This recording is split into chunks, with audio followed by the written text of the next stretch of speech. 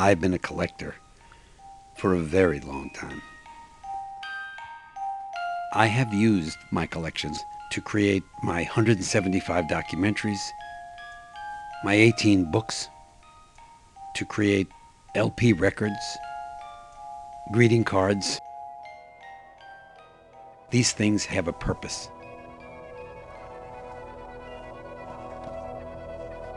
I collected these things because it's how I think. I kind of play with the old pictures, the old postcards, the old books, and I touch them and ideas come to me.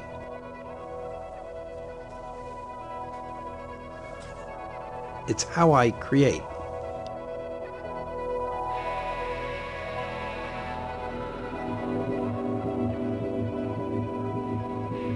From the time I was 5 years old, I collected postcards. They used to be a penny each in New England, where I went buying at 5. My dad was a collector. The uniqueness of his eye is partially why I have such a unique eye. I collected photographs and engravings and books, and I kept them.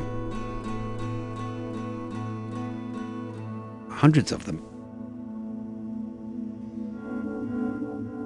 I took my collections, which now weighed 39,000 pounds, and moved them to the top of a mountain looking down at Santa Cruz and Monterey Bay, the town of Bonnie Doon. And there I housed all these wonderful things. Plus I had my editing room and my writing space. So I was a one-man band creating movies and other kinds of communications on the web and books. And I was just finishing my 5th feature documentary, the one that I was really most proud of, Sputnik Mania, using a lot of the materials from my collections.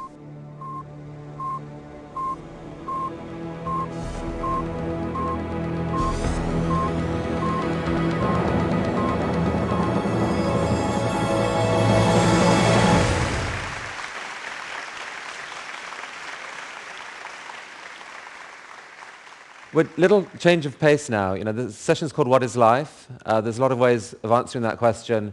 Got a TEDster here who had to answer it in an incredibly intense and personal way in the last few days. This is the story. David Hoffman. Thank you, Chris.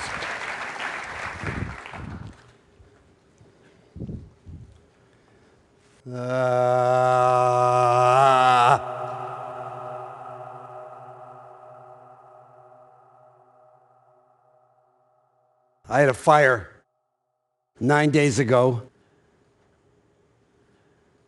My archive is 175 films, my 16mm negative, all my books, my dad's books, my photographs. I had collected. I was a collector, major, big time. It's gone. Boy, I'll tell you, film burns. Film burns. I mean, this was 16mm safety film. That's my camera lens, the first one, the one I shot my Bob Dylan film with 35 years ago. That's my feature film, King Murray, won Cannes Film Festival in 1970, the only print I had. That's me at my desk. This was bad, man. I was sick. I just looked at it, and I didn't know what to do. I mean, this was I my things? I always live in the present. I love the present. I cherish the future. That's my wife, Heidi, who didn't take it as well as I did. My children, Davy and Henry. An epiphany hit me. Something hit me. You got to make something good out of something bad. I called my sister. I called my neighbors. I said, come dig. Dig it up. I said, pieces. I want pieces, bits and pieces. And I'm going to make something good out of this. All these pieces, all these pieces. All these pieces. You got to make something good out of something bad. Pieces. All these pieces. All these pieces. pieces. I want pieces. You gotta make something good out of something bad. You gotta make something good out of something bad. You gotta make something good out of something bad. You gotta make something good out of something bad. You gotta make something good out of something bad. Pieces. All these pieces. All these pieces. You gotta make something good out of something bad. Pieces. All these pieces. You gotta make something good out of something bad. You gotta make something good out of something bad. You gotta make something good out of something bad.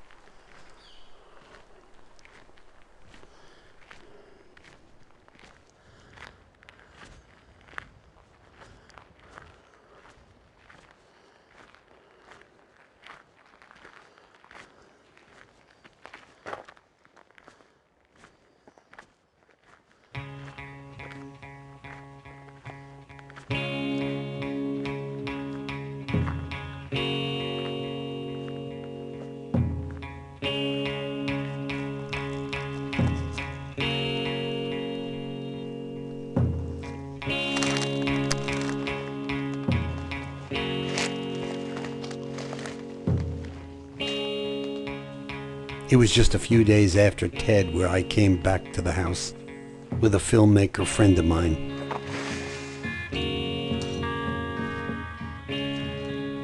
To try to put down how I felt. A record for my sons. Because all too soon, this, what they called garbage, was going to be taken away.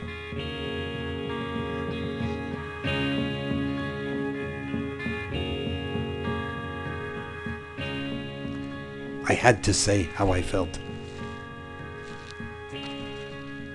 I had to remember my things. I couldn't let this time pass and just see the stuff get hauled away.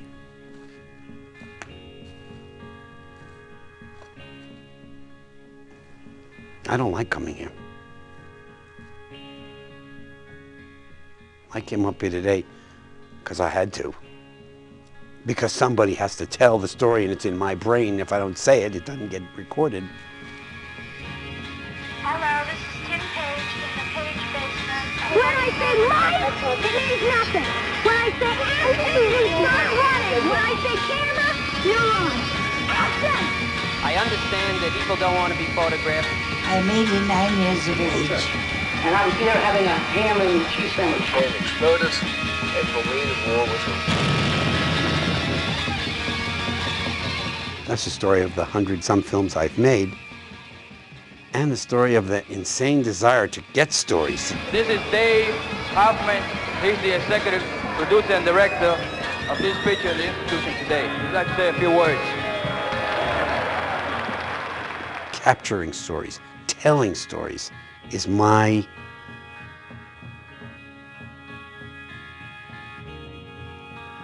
gift.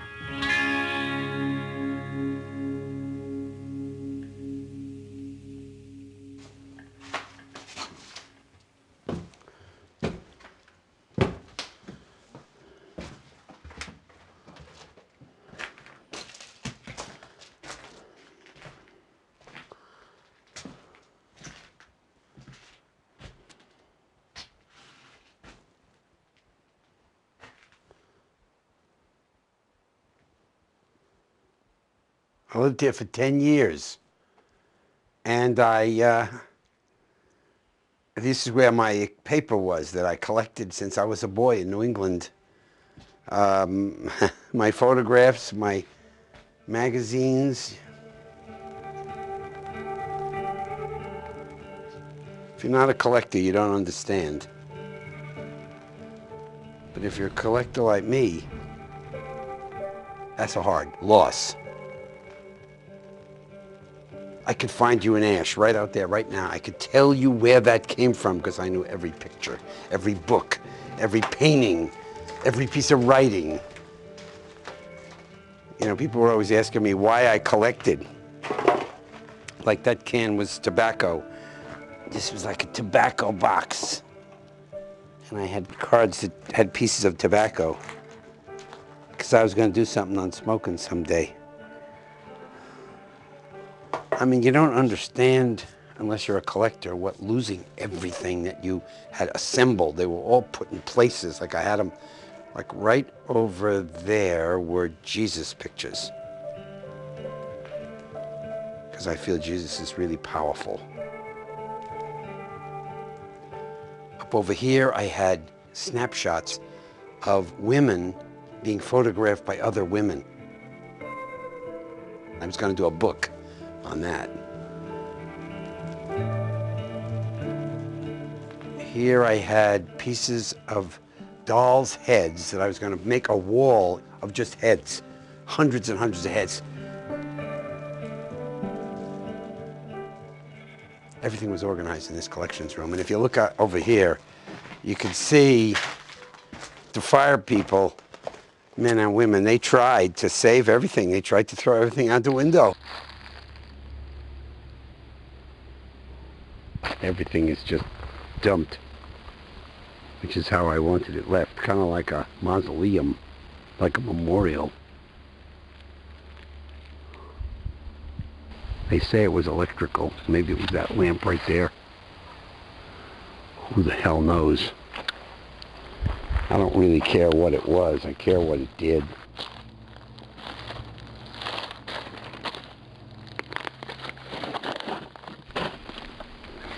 So many things. My first films, 16 millimeter. It's hard. It's history. It had value. And then one morning, it was gone. But I'm not here to cry. I'm here to honor this place and what I did here and what I collected here so that I can step out tomorrow and make another movie and use it and make that thing for my sons that I could not do if I just kind of died today and never made this movie.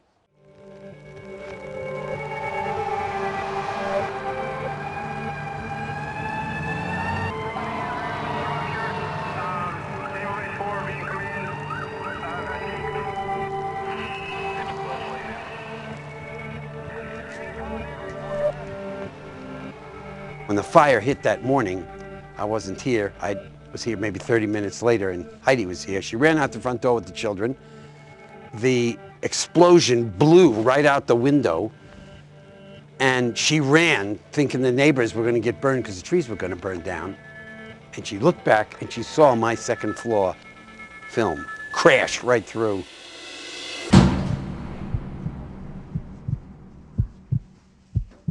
Everything burned. 40 years of my work up in smoke. I was in a state of shock. This was a trial. What will you do? And in my mind, I calculate the present and the future. The past has no meaning because it happened. The present is what I'm in. I got to figure something out. The future is where I'm going. What can I do with this?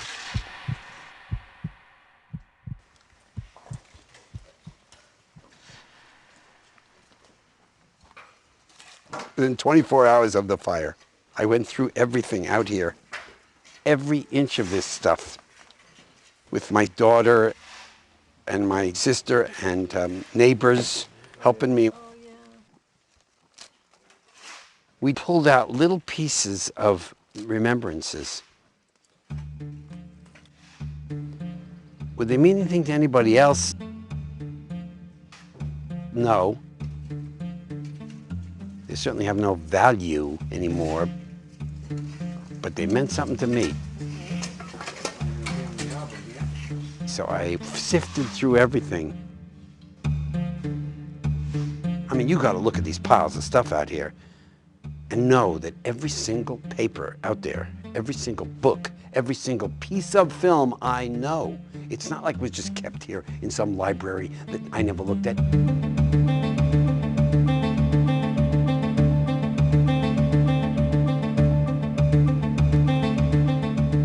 Every single week I was up here, 3 in the morning, 4 in the morning, looking through the box. Yeah, I'm filing that box. I'm going to use that in this film. I'm going to use that idea. I'm going to send this idea to another guy because I can't do it, but I know it should be done.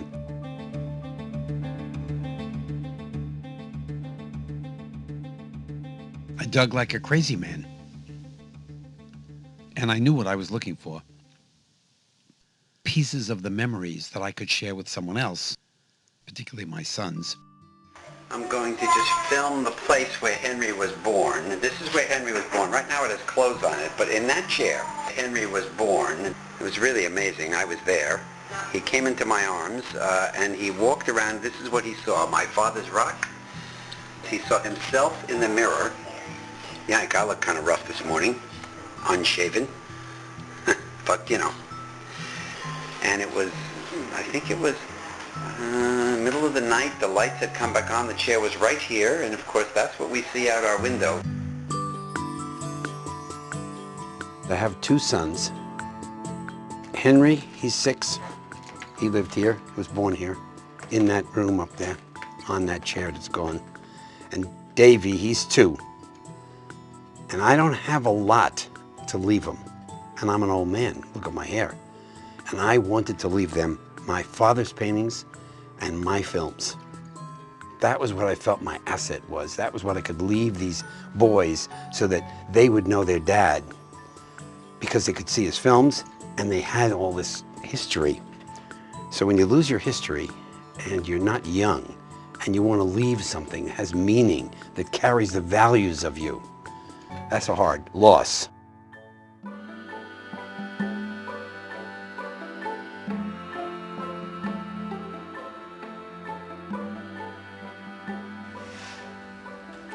Everybody took a section of our property and just laid out my things so I could see them, so I could find them. My sister, she took on the job of saving the photographs. These are his albums. We're trying to rescue some of his photo albums. Here's one.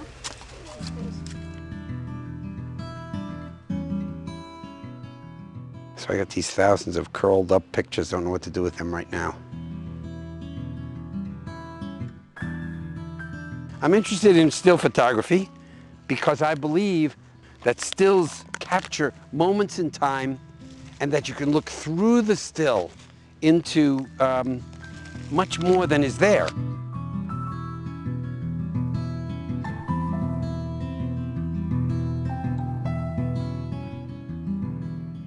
The images I collected were the ones that said more than the face or the scene or the light, something deeper.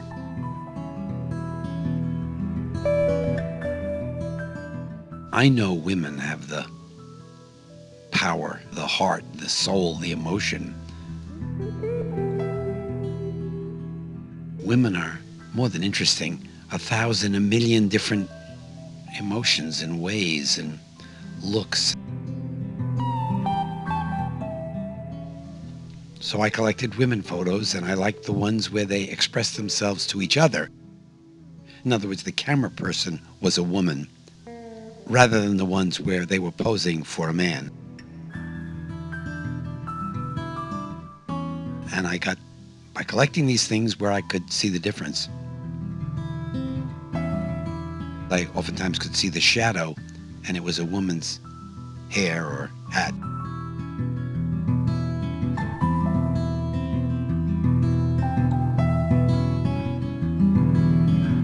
Burnt objects have beauty.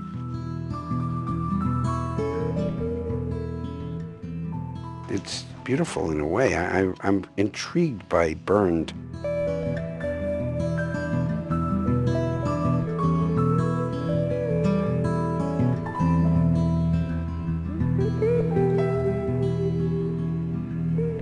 It was amazing.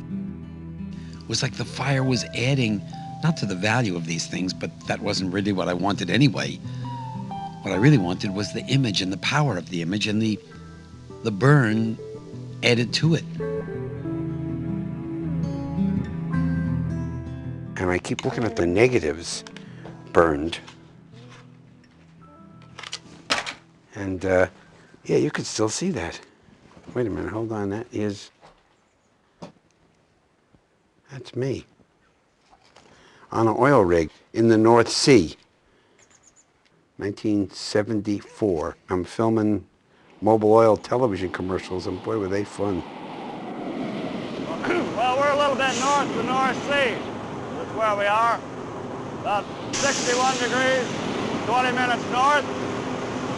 And we're trying to drill an oil well. In that time, when I went out there, these people were adventurers, explorers, really doing the heavy lifting. At times it can be a physical strain when you're biting the tongs on the pipe, but it's rewarding. It's hard work. I loved being with these guys. I loved flying helicopters. We're flying in the west of Iran, up near the Iraqi border.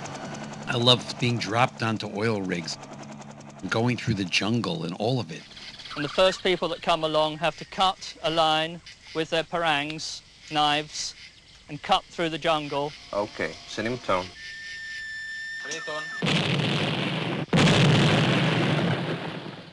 I was adventuring, and I was capturing their adventure, and it ran on prime-time commercial television, and my commercials actually got reviewed by the New York Times. It was like the best of all worlds. 16 millimeter. This is the story, man. This is what the story is about. 16 millimeter, 10-reeler. They used to call it a one-reeler, actually. It's 10 minutes, called a one-reeler, 400 feet. A projector. Now, 16 millimeter projectors, you still know what they are, and I had quite a few. I loved 16 millimeter projection, even the sound. Everything about 16 millimeter. The machine, the rewind. When I was an early filmmaker, early 20s, you'd have races. Who could wind the damn film fastest? You had synchronizer, lined up the soundtrack and the picture.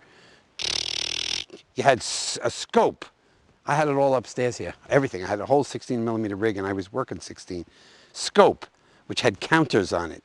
You had splicers, different kinds of splicers, glue ones and tape ones. This was my camera case, 16 millimeter, 26, 27, 28 pounds maybe on your shoulder, automatic zoom control and focus control with little electric motors, sometimes a mic, although if you were smart you had a sound man.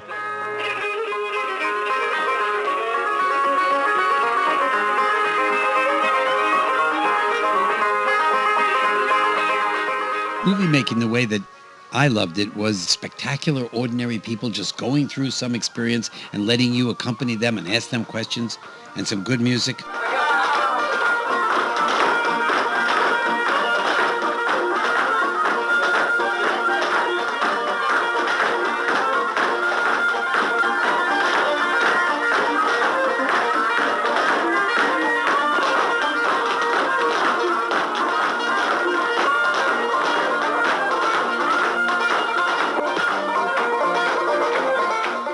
I was 23 when I did this, in South Turkey Creek, North Carolina, in the home of 82-year-old banjo picker, singer Bascom Lamar Lunsford. There's Bascom and his wife Frida. I got down here from Queens, Long Island, where I lived at the time, first time on an airplane, and I have never seen anything like the family and the extended family and the innocence and sweetness and beauty of this dance and these people, so I start dancing. Let's go!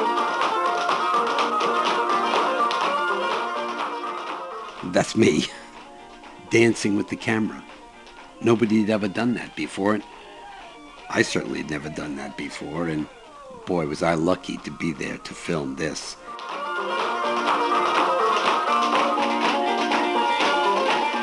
The Library of Congress bought the original negative from me and all the rights on the day of my death, and I know why they bought it. Pure American culture, circa 1964. Great people, great culture, great clarity, truly the ordinary folk.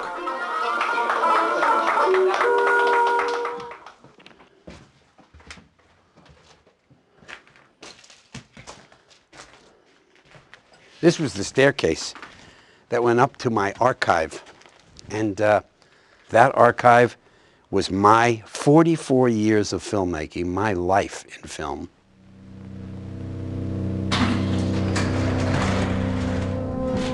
An enormous amount of energy converges upon Kansas in the days before ours. Some of our neighbors, if you will, who are the subject of this film. I had a 16mm print of every single film I made. This is a film called The Fall of a Nation, the story of children who have taken over the world. Including some that never got shown, never got copied. This movie was shot on the last weekend in May, 1964. Less than a month later, two of the homes we just saw had been... You can see why I can't save it. This is the story of your life as a filmmaker. I didn't live like this down south. We didn't live like that. Right down south here. It's better down there, but normal things still left down.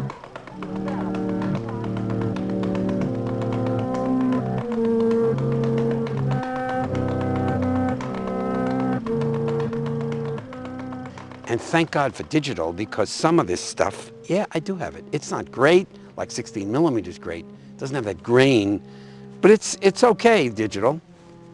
But some of it's gone, and that's just the way it is.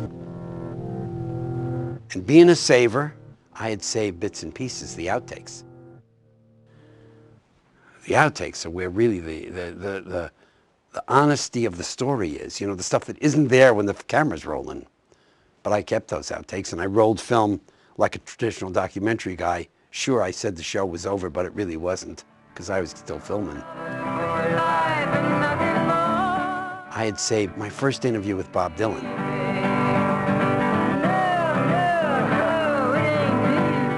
My interview with Joan Baez.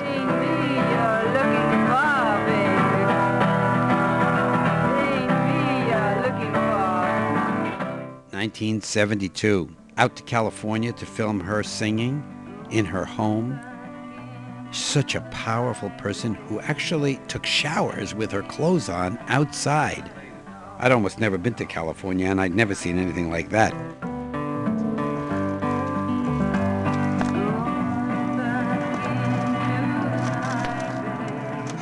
And that's just the beginning. I mean, God.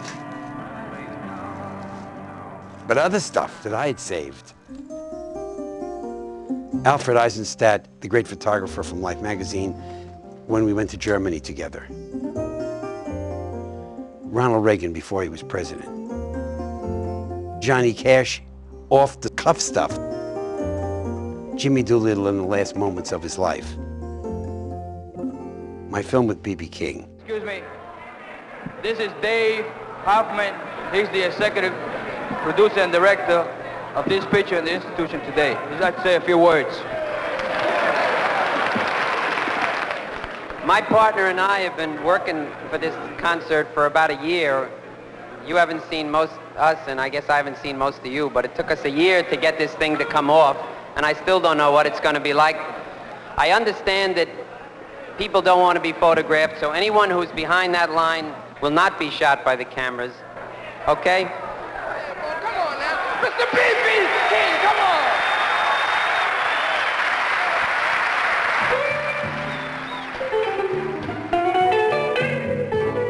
B.B. King at Sing Sing Prison. My partner and I invited King and got the warden to say yes and ran this concert and made this feature documentary, which is unbelievable to watch.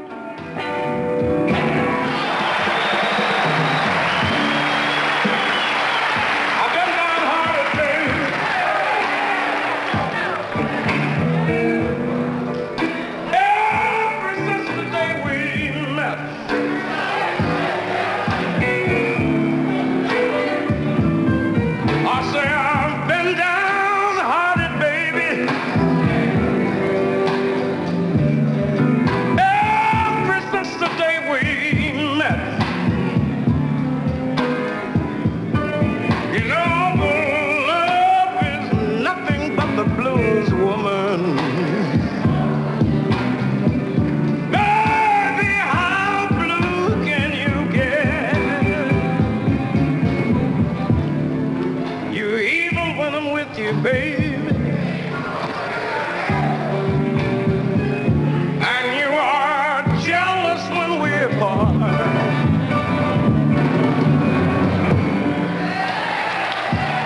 I say you're evil.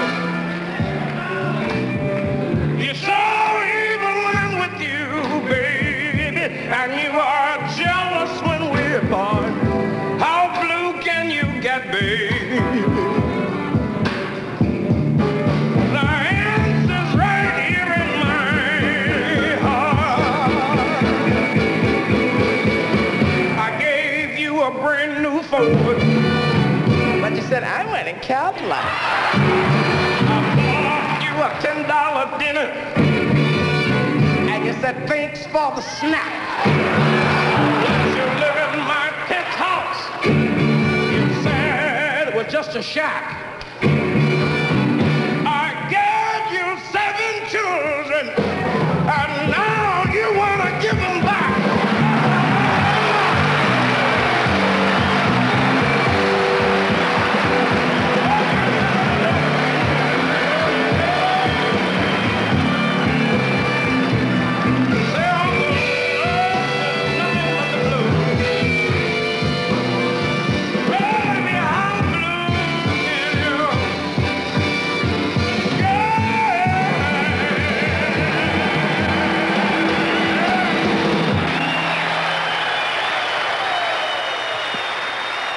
B.B. King today says it's one of the best performances he ever gave, and he gave it for free. What a mensch.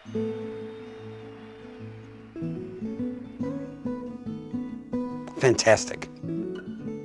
16 millimeter, a 45-pound camera, and a glorious time when film was everywhere, when theaters ran 16 millimeter, called Cinema 16. When, even if you had a hair in the gate, we all had hairs in the gate, that didn't stop you. You were out there with the camera, heavy as it was, with sound, first-rate, rolling stuff.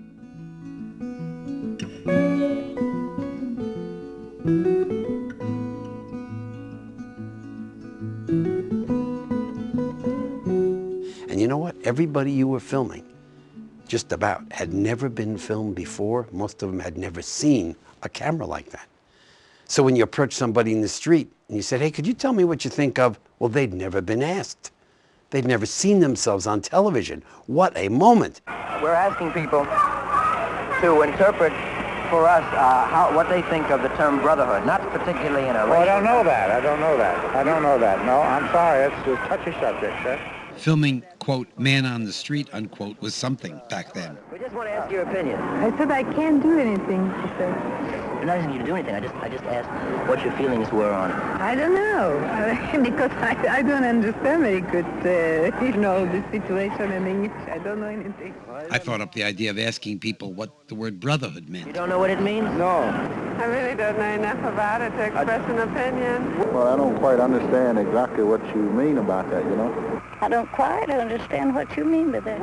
At the time, it was thrilling to go into the street with a camera and ask questions that you couldn't ask if you didn't have the camera on your shoulder. I have no idea. None at all, huh? No. Brotherhood is... I was learning that the camera was kind of a weapon, that I could use the camera to provoke. And since it was new to everyone, if virtually nobody had been filmed, people's reactions were extraordinary. I have no opinion. None? Well, I can't think of any right now. Yes. Take a picture. You want to film? It's going to be shown. Yes. Where? The movies, everywhere. Lou, we got the X-ray on you. Yes. We got the electrocardiogram on you. We got the medical on you. We got the home office specimen on you. We got the heart chart on you. You're in perfect shape. Am I covered? I believe in the ordinary people. I love the ordinary people. I'm comfortable with the ordinary people. And the ordinary people, when you give them the chance, a fair amount of times, they're extraordinary. I used to be a regular guy. I'd shoot trees and everything. Today? Being old. No good to be old. Rotten to be old. Supposing I tell you, you wouldn't believe it. Many a time, honest to goodness, I say, If I had no children, I'd blow my brains out. Forget about it. What the hell is the difference? What have I got? Have I got anything? On top of old Smoky,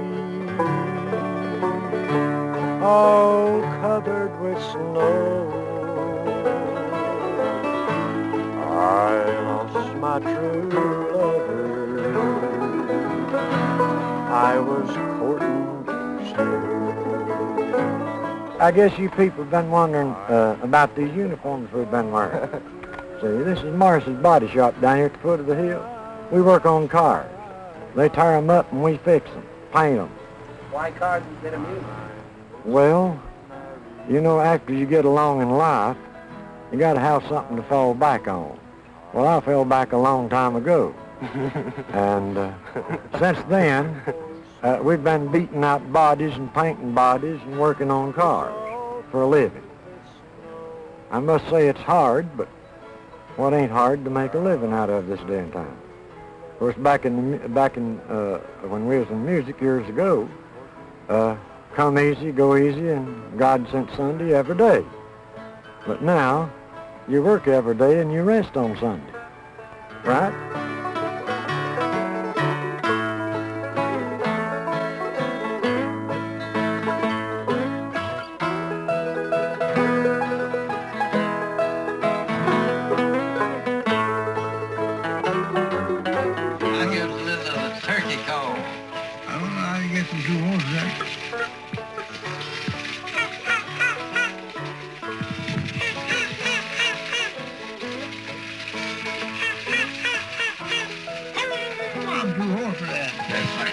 They can hear my sad cry.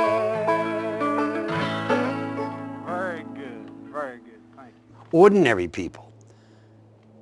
I'm not, I say Bob Dylan, Joan Baez, B.B. King, and all that stuff. But you know what? I don't really care about those people as much as I care about Timmy Page when he was 13 years old, or Murray King, the insurance salesman who lived 10 minutes from me in Long Island. Hello, this is Tim Page in the Page basement of 14 Warwick Road, Stores, Connecticut. I became a movie producer when one of my good friends, Ken Cameron, started to film an adventure film. We'll film it slowly, but it'll be very fast. Hurry enough, Tim. Timmy Page, just an ordinary Saturday morning in Stores, Connecticut. He's out with his friends directing movies. When I say lights, it means nothing. When I say action, you start running. When I say camera, he goes on. Okay, get back there. I spent a morning with him and made a little movie called A Day with Timmy Page, not realizing that I was capturing something real important. The critics pointed that out. Lights, camera, action. It was the time when people began to use little equipment, kind of home equipment, to photograph and film their own lives. Lights, action, camera. Kodak picked it up and made something really big out of it with advertisements. It opened the New York Film Festival, and they had to run the movie twice because people were laughing so hard that they wanted to run it again so they could hear what they had missed. You know, we talk halfway and then he comes. You're talking halfway and then he comes in. All right. Lights. Timmy, action. Camera. Well, you're a director. You really yell a lot. Now, why is it that they take all that? Why do you suppose they help you out so much? They're hands. That's one of the reasons, at least. What kind of girl is she, you think, to do that sort of thing? I mean, like every single night there are millions of men like that? I mean, I don't know. That's why I ask. No, She's the girl with the bunion fingers. She needs the money. So she wants the money.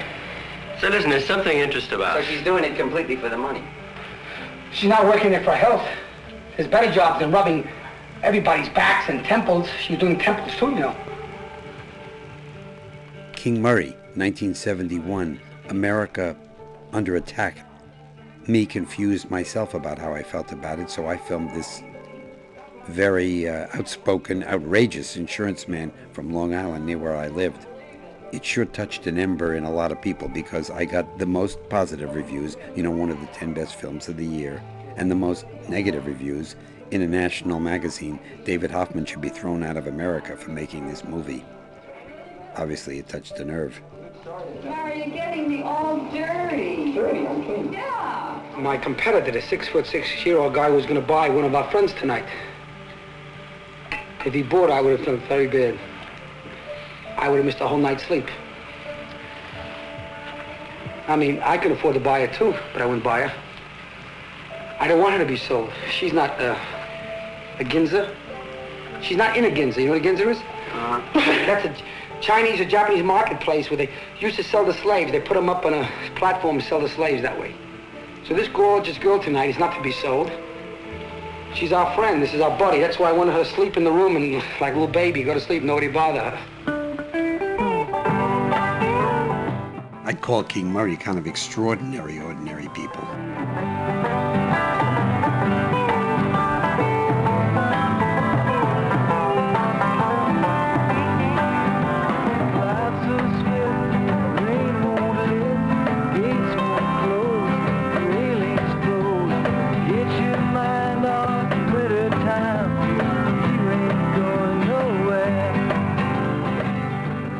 I don't know what it is about country music that speaks for ordinary people, but it sure does.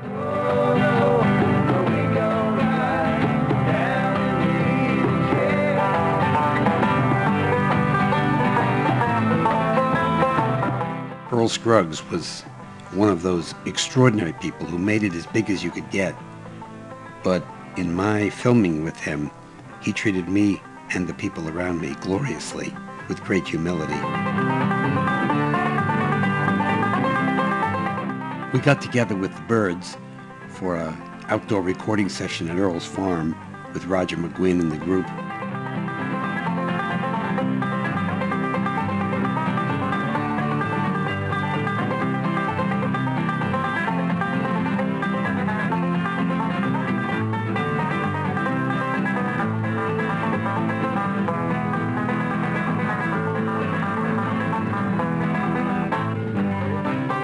The Byrds weren't treating me very nicely. I was the director, I was asking them a few things, and they didn't like it. They didn't like any directing, and they were being real nasty. I can play high and you play lower the other way around. And Earl watched us go on for 2 songs of the 7 we were supposed to film. How was that, Roger? I think that sounded all right. Okay. And at the end of the 2nd song, he said, "Dave, don't you think it's time we went to lunch?" And we just packed up our bags and we left. Earl didn't care about that recording as much as he cared about the fact that I wasn't being treated right by those guys. He was ordinary people. He had come from those roots and he never forgot it.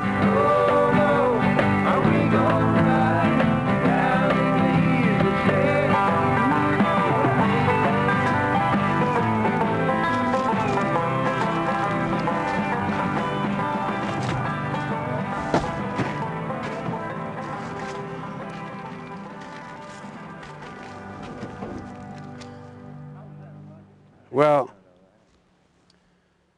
this was my desk.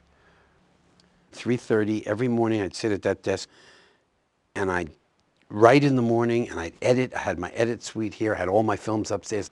And that was my world. This whole wall was completely objects.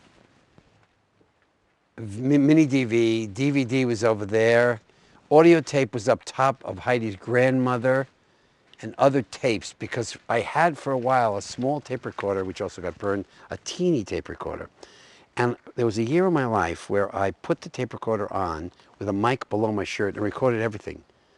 So if you knew me during that year, you got recorded because I recorded everything, including my own obnoxious ways, friends, family. And I just put those audio tapes aside. Someday I was going to do something with that audio. I was going to tell a story a year of my life. I even had my answering machine for the whole year. I recorded every voicemail, every phone call. And I had that stored up on the right over there, and I don't have that anymore. Probably there are 2 or 3 people who would be happy that I did lose that, but I would have made it a positive statement. I've never made a negative movie. Never made a negative movie. Never made a movie that made somebody look bad. Just wasn't my interest. In fact, in the old days of 16 millimeter, we used to say that it was pretty damn easy to make people look bad. Shockingly easy. And it was hard to make people look good. So it's an interesting point of view. Not everybody has it, and I don't knock the people who have the point of view that they just want to do, they do want to make people look bad, but it's not my way.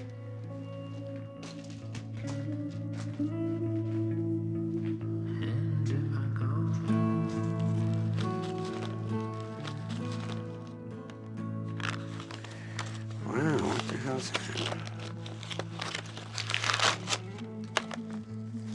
Hey, man. You probably can't see that. Monhegan Island, Maine. I was a kid in Monhegan Island, Maine, and my father painted pictures there.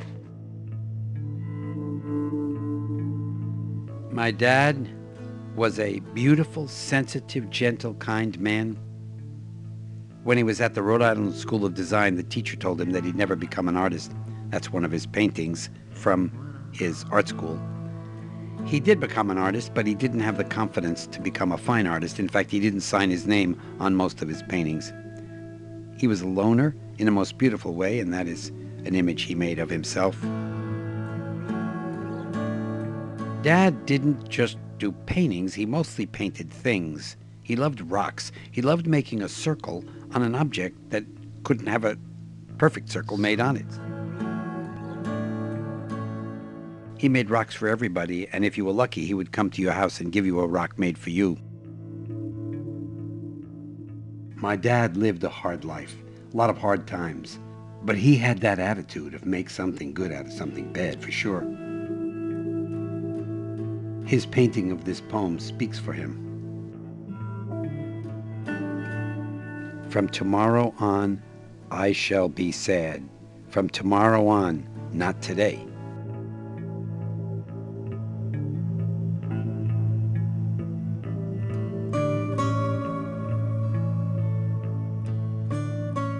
A lot of those paintings of my father's I lost, and that's really too bad.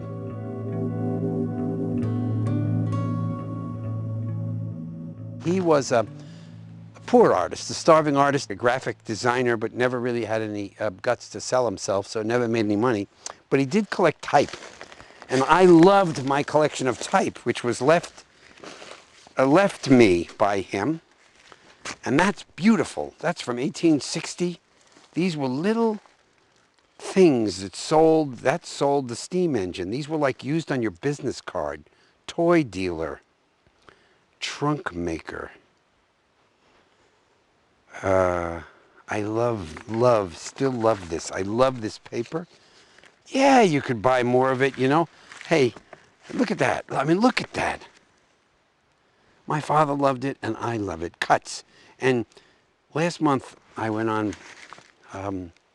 a holiday to Pennsylvania Dutch country, trying to see if I could like find old things and buy them again, because I had so much here.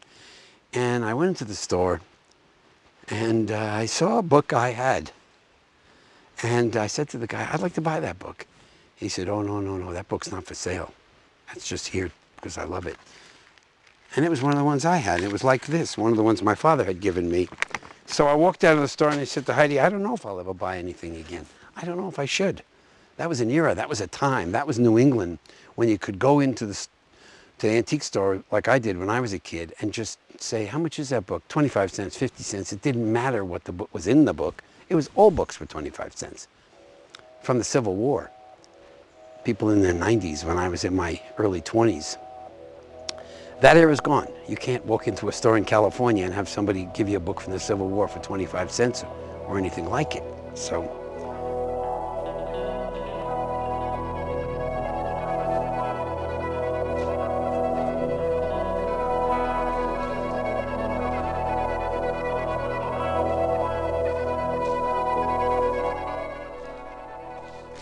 This is a real collectible. These magazines, they were way before my time. I had a lot of them. Fascinated by the way women were presented to men at a time when you couldn't really show nudity. I mean, these photographs and the way they were taken, the skill of this guy with a speed graphic, which my father had and was in the garage. And I lost that speed graphic. That's a wonderful camera. But the way he's taken that picture of her endlessly fascinated me. I had a huge collection of looks at sexuality from the 40s and 50s.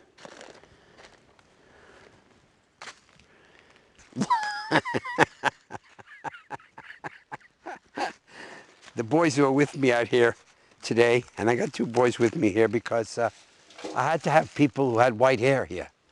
I had to have people who knew this. I couldn't be telling, it's like the Vietnam War to me. I couldn't be telling it to somebody who didn't know what the hell I was talking about.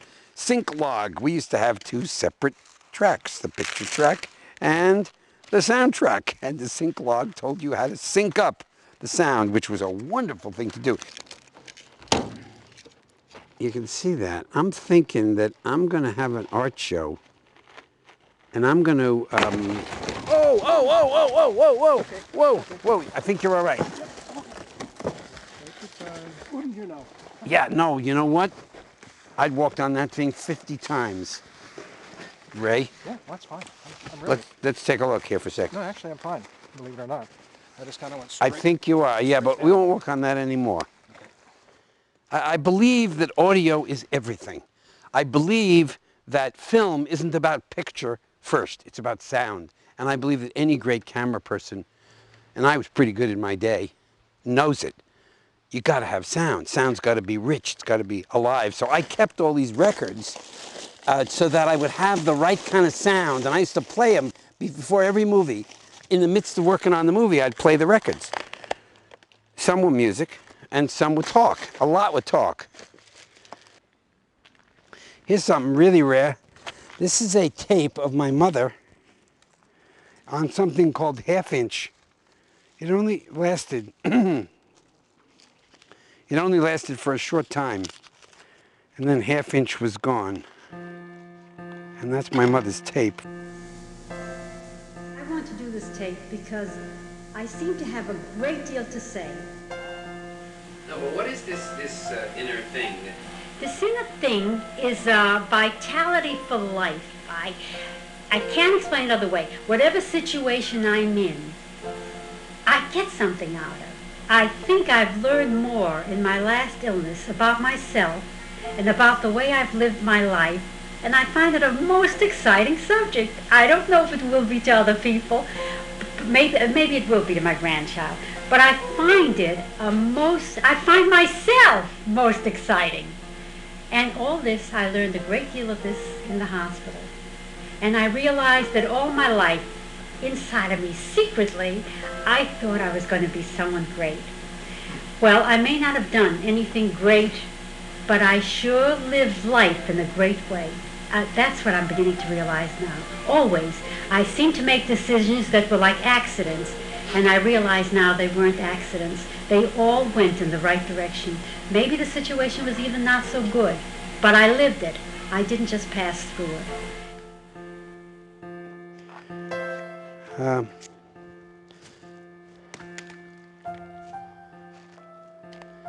I throw it down now because I don't want it. I don't want to take it with me. I'm not trying to take it away from this place.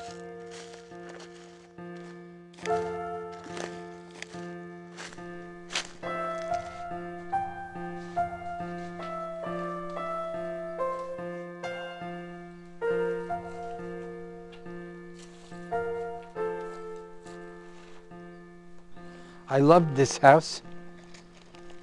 I loved my time working in this studio.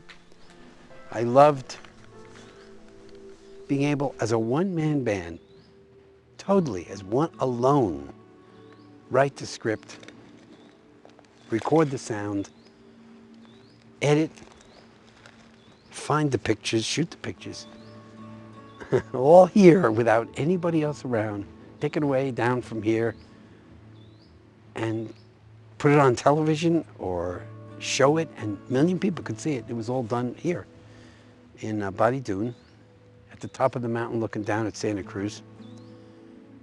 And I told the firemen when they left and the insurance people when they came, don't you take this stuff yet. And I'm proud of that. So I asked a colleague of mine who 39 years ago was filming with me and has been a film person all his life, like me, to come up with me so I could just have a moment where I could reflect on it, so I could tell that story of that time with the credibility that this burned out hulk of what was my archive and my living archive what it was, and will never be again, and that's okay, because I touched it so often and I used it so often that it gave its due to me. It gave its due to me. There's nothing here that didn't pay me back 100 times for the acquisition of it. So I go on to other things, and I have this film of this place and my memory of it.